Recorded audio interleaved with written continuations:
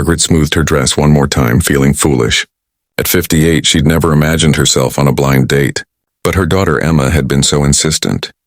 "Mom, you deserve companionship. Dad would want you to be happy." So here she sat in a modest coffee shop on Maple Street, waiting for someone named David. Her friend Susan had arranged it.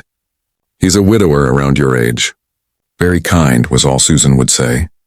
The bell above the door chimed. A man entered, wearing a faded flannel shirt and work boots with honest scuffs. His hair was silver, his face weathered by time and sun. He looked around uncertainly until their eyes met. "Margaret?" he asked, his voice gentle. "David?" He smiled, and something about it put her at ease. He ordered black coffee, nothing fancy, and joined her at the small table by the window. "I hope this isn't too awkward," he said. "I haven't done this ever, really. My wife Sarah and I met in high school." Margaret felt herself relax. 20 years for me. I understand completely." They talked easily, like old friends rediscovering each other. David spoke about his love of woodworking, the small projects he took on to keep busy. He asked about her work at the library, genuinely interested in the reading programs she'd started for seniors. "Books saved me after Sarah passed," he admitted. "There's something healing about getting lost in someone else's story for a while." Over the next few weeks, they met regularly. Always simple places: diners, park benches, the community garden where David volunteered. He drove an old pickup truck that had seen better days. When Margaret mentioned a leaky faucet, he arrived the next morning with a worn toolbox, refusing payment. "Friends help friends," he said simply. Margaret's daughter worried.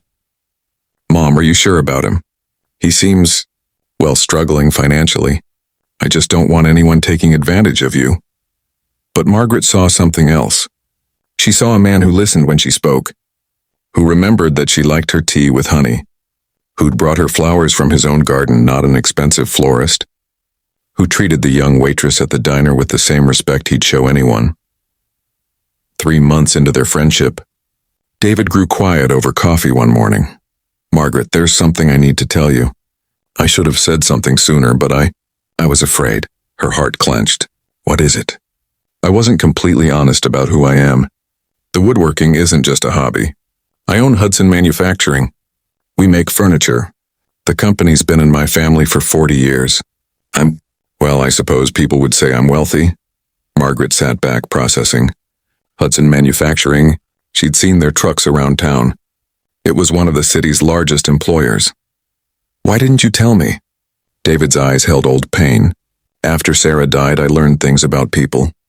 Suddenly everyone wanted something: my time, my money, my connections. I couldn't tell who saw me and who saw my bank account. So when Susan set up this date, I asked her not to mention the company.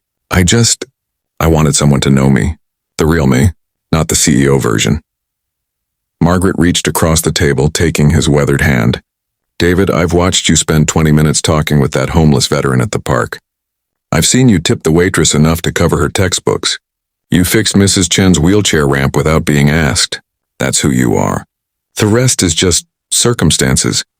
His eyes filled with relief and something more. "You're not upset?" "I'm grateful," she said softly. "You gave me the gift of authenticity. In a world where everyone wears masks, you showed me your true self. That's worth more than any fortune." David smiled, the tension leaving his shoulders. "I've been thinking. The community library needs a new wing. You mentioned the waiting list for your programs." "David, no. I know you don't. That's exactly why I want to do it. Not for you, with you. You've taught me that wealth means nothing if you hoard it. Sarah used to say the same thing. I'd forgotten until I met you." Margaret thought of her late husband, Tom, who'd always believed that character revealed itself in small moments, not grand gestures. David had passed every test without knowing he was being tested. "There is one thing I'd like," she said. "Anything. Keep meeting me at this coffee shop. Keep wearing your flannel shirts. Keep being the man who shows up with a toolbox and a kind word. That's the person I've come to care about." David's face softened with understanding. "That's the easiest promise I'll ever make." Outside the window, autumn leaves drifted past. Two people who'd found each other in the simplest way, discovering that the richest treasures in life have nothing to do with money.